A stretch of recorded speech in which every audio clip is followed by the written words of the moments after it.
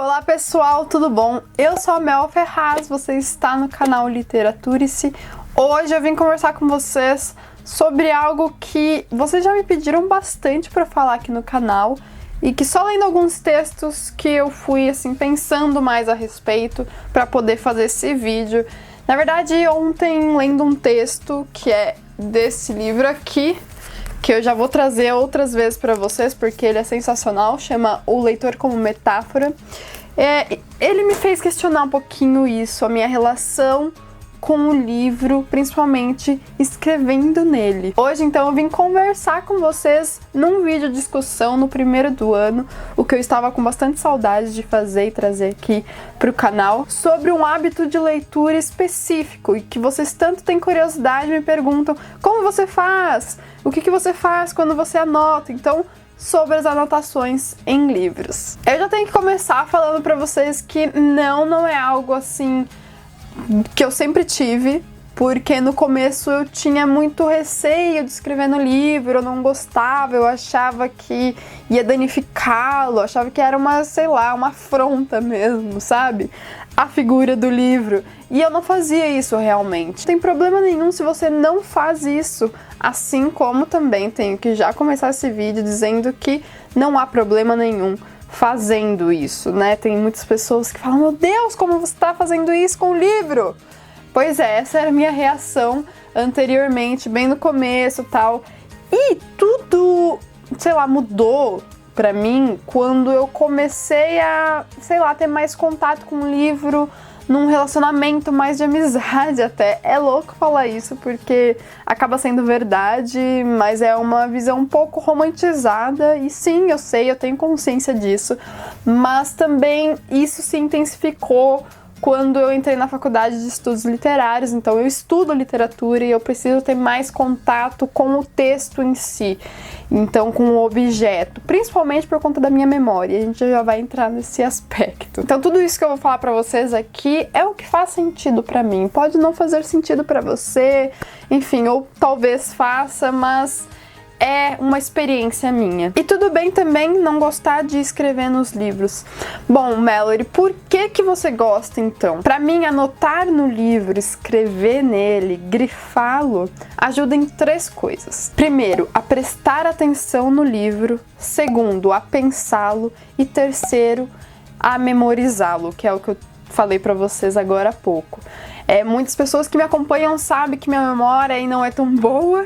Então, é justamente por isso, né? Tem grande parte do meu hábito literário vem por conta disso. Eu acho que acontece essas 3 coisas quando eu anoto, quando eu grifo, quando eu entro mais em contato, paro ali para prestar atenção naquele trecho, porque eu presto atenção, então eu penso aquela citação, aquela passagem, eu também memorizo ela, principalmente porque às vezes eu até faço uns resuminhos assim do que eu li e depreendi daquela parte do texto. Eu gosto de marcar e destacar as partes que, primeiro, são interessantes, mas nem sempre só as partes interessantes por, sei lá, por eu ter feito um link com outra história, ou porque eu pensei em uma filosofia ou em algo assim da nossa vivência, mas porque faz muita diferença pro enredo propriamente dito, porque destacando aquela parte, eu sei que aquilo lá faz total diferença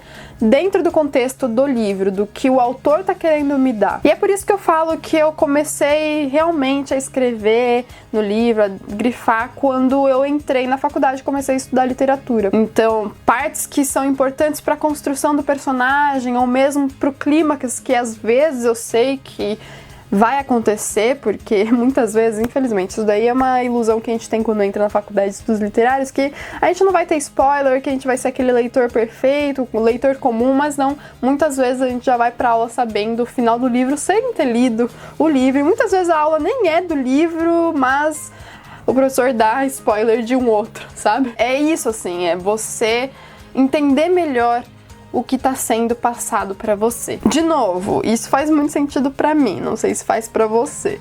Então tem que deixar isso bem claro em várias partes desse vídeo, porque eu sei que muitas pessoas vão falar, mas isso daí eu acho besteira, sabe? Pra mim faz sentido, eu gosto disso. E eu vejo que eu tenho resultados com isso. No começo eu achava que era errado, assim como muitos de vocês nesse momento devem estar achando, mas é algo que eu acho hoje errado se o livro não for seu.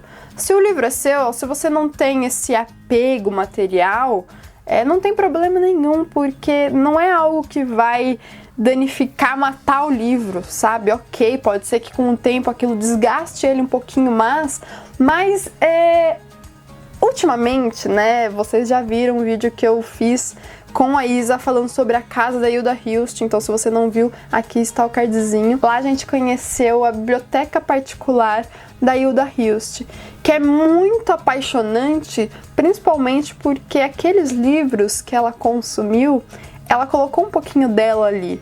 Ou seja, né, por que eu tô falando isso? Porque ela escreveu nos livros.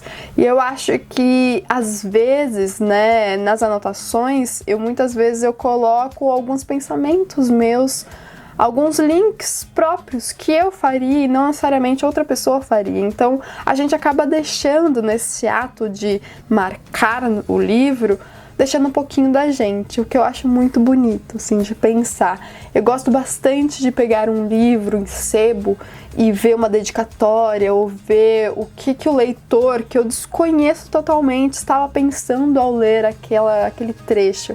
Eu acho isso muito bonito, muito belo, poético, mas é uma coisa própria minha, eu sei disso. E bom, o que eu anoto, né? Como que eu faço isso? Muitas vezes acaba sendo uma coisa bem intuitiva, assim. Eu não penso, eu não tenho um códigozinho ou uma legendazinha, sabe? Eu muitas vezes tentei fazer isso, colocar códigos de cores, mas também pode ser que uma hora da vida a nossa caneta rosa acabe. Então eu tento não me prender muito a isso, a essas questões, e tentar mais produzir mesmo. Eu tenho algumas coisas aqui que eu acabo usando, que eu vou mostrar pra vocês, porque muitas pessoas me perguntam. Pra gente, né, leitor assíduo, que acaba marcando sempre, isso pode parecer banal, mas eu vou mostrar mesmo assim, porque muitas pessoas realmente me perguntam. Eu tenho essa bolsinha aqui, que é da Yes, eu acho. Da Yes. Que é muito legal, ela é bem pequenininha, tá vendo? Um pouquinho maior do que minha mão. E aqui eu guardo as minhas flags, que pra quem não sabe, isso daqui que eu sempre mostro, que eu coloco no livro. Deixa eu mostrar aqui pra vocês com um deles.